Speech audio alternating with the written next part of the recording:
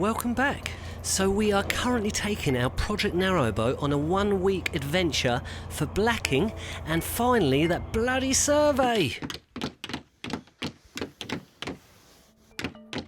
So Scent Eyes here, guys, and yeah, there's lots of wildlife around here, and the wildlife tends to like our boat, maybe even more than we do.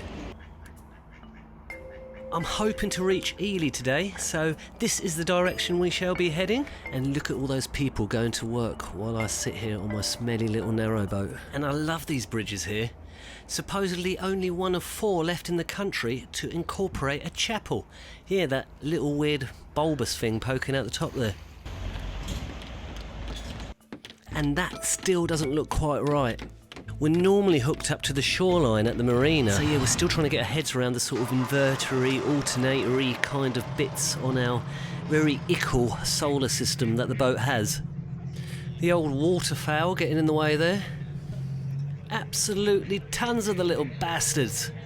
I'm only joking, I love a duck. Just yeah, maybe get out my bloody way right now. I'm on my way to Ely and I need to get there quickly. Bex always says I'm rushing everywhere we go. And it probably is to do with just panicking to want to get somewhere by a certain time. I mean, we've got a week to get here. Calm down, Chris. Enjoy the sights.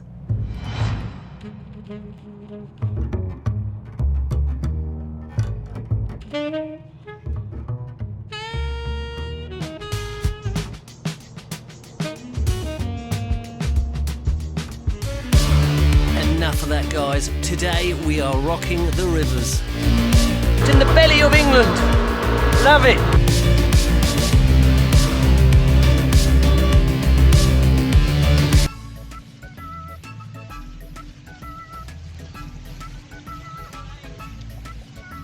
I'd like to get the little bit out of the way where we got stuck on last time. The little windy bit with all the weeds, and get that done. Then I don't need to panic anymore, do I? You'll find a reason to panic. That's just what you do. Then it'll be Denver. So we are fast approaching the area that you can easily get stuck. We got stuck and some guy ended up jumping in for us last time to get us unstuck, and then he got stuck. He had a broken arm, the poor chap. Yeah, so we went and got stuck again. Moving over too far for the bloody cruiser, isn't it? I mean, we always get stuck on this stretch, whatever. I mean, it is shallow around here, but it certainly doesn't help that our boat sits a little bit further in the water than most narrow boats. Here we've got a 12.5 added base plate on top of the original 8mm plate, so it's pretty heavy, this bad boy. Lots of obstacles, guys. I mean, it's chaotic out here. It is chaotic. Our new solar hi-fi system to blame for the boogie. It's a bit of a dragger, this bit on the river. It's between Hermitage Lock and Ely, and it just goes on and on and on and on. Get stuck and on. So let's continue this journey a little bit later. So guys, we're really excited because we've been approached by this Ace company to basically review one of their security cameras. So they've sent us a Reolynx Argos Free Pro, the pride of indoor and outdoor security. I, for one, was excited because we opted for the solar panel, but will Becca be impressed? We think it's really important, if you're on a narrowboat, to sort of have a bit of security on there. You know, the hatches aren't always the safest, the windows can just be kicked through, an intruder can intrude on the vessel at any point, can't they? Swans can waltz in here willy-nilly. Sturdy little device. It's waterproof. It can be powered by the rechargeable battery or the solar panel, and there is no monthly payments on this little bad boy either. It's just one straight off payment and the little bad boy is yours for life. And yeah, it comes with this security bracket or just this little holder. The camera's extremely easy to set up. You just scan the old QR code on your smartphone. But will it pass the intense security abuse test from Crobot? Okay, because we are obviously a project narrowboat at the moment. We haven't quite got around to sort of hanging things up yet properly, and we don't fully know the exact installation process of where we're going to put it once everything's up. So we're going to use the little stand that it comes with for now. We've plugged in the solar panel, as you can see. Okay, so we're going to pop the little fella up the top here.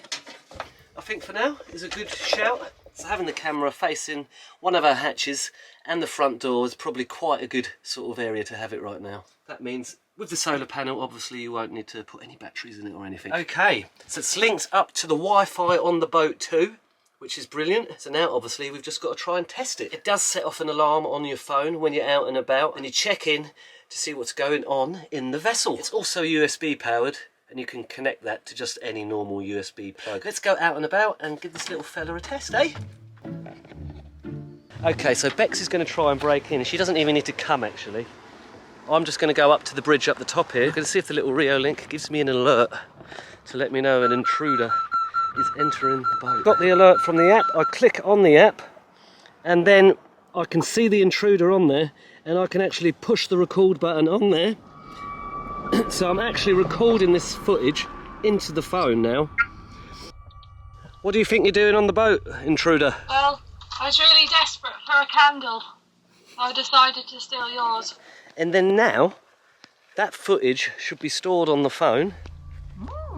The camera's motion sensitive and will start recording onto its SD card as soon as any movement is made. You do have to buy the SD card separately, but we got ours for about £5, I think. Okay guys, so I'm just going to film inside the boat, sort of through the intruder's eyes, to see what it's like to be on the receiving end of this awesome little security camera. Here goes.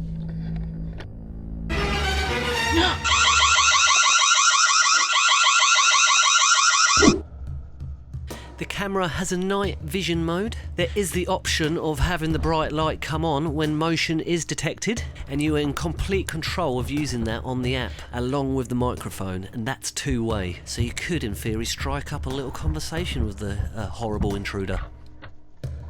We're just going to run it back now and have a look at the footage we got. The video quality is pretty decent, isn't it? It's got sort of like a wide angle lens.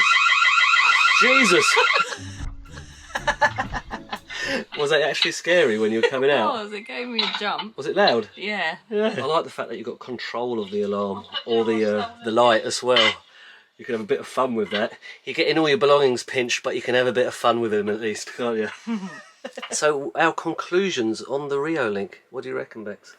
I have to say, like, I was really impressed with it. The sound quality is amazing.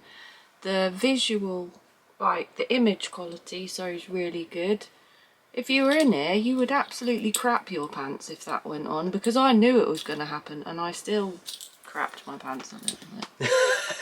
I didn't realise you could actually talk to the intruder on there. No. I thought that was quite a good little touch with it. You click it and you say, "What the hell are you doing on my boat? Get out of my boat. What would you say to an intruder if you... Get out of my boat. You'd sing it, would you? Yeah. So there you go. Links to the Rio link down below.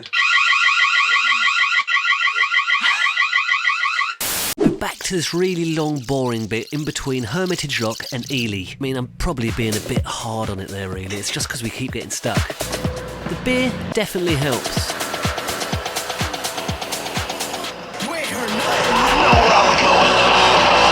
Going straight to hell. We had a very distressing comment from a viewer saying that our vlogs were very immature. We're trying to run a very professional vlog here, so sorry for that. The field is having a wee. It's a giant having a wee. We're in giant territory. So moored up just down from the Lazy Otter, just before Ely. And do you remember me saying that we were slowly sinking a few vlogs ago? Yes, a bit dramatic, but we kind of are technically. Yes, our stern gland is booked in for repacking, so it's slowly bringing in water from the river. So we find ourselves pushing the little bilge button sort of every 30 minutes to an hour. It's definitely escalated since cruising. It's filling up a hell of a lot more. Like what you see? I feel like a man. It looks like you're sort of...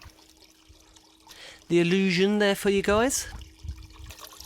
This went on for bloody ages, like about 15 minutes I think, so it is really starting to let a lot of water in. And a shit ton of ants started to collect on our roof too.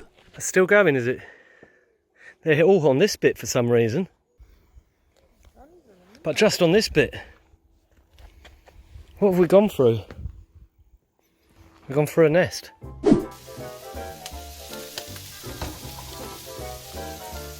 So we thought we'll just have a quick bit of dinner and then chill out for the night and go to bed. But that is never going to be the way with a Crobot vlog, is it? It always ends on a bloody cliffhanger because we've got this rusty, sinking narrowboat.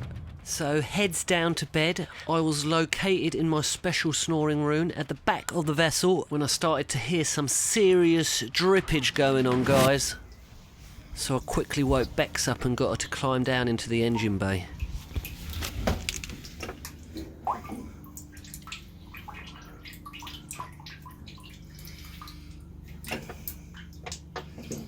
I mean, this is really starting to fill up now, guys. And neither of us are experienced enough to sort of repack it now or do anything to it, really. It's just a case of having to probably push the old bilge pump sort of every few hours in the night to get that bloody water out, because I don't want it coming into my snoring room and drowning me to death. I mean, yeah, you guys and Becca might like that. Anyway, it wasn't actually the stern gland, which is what we found out a few days later.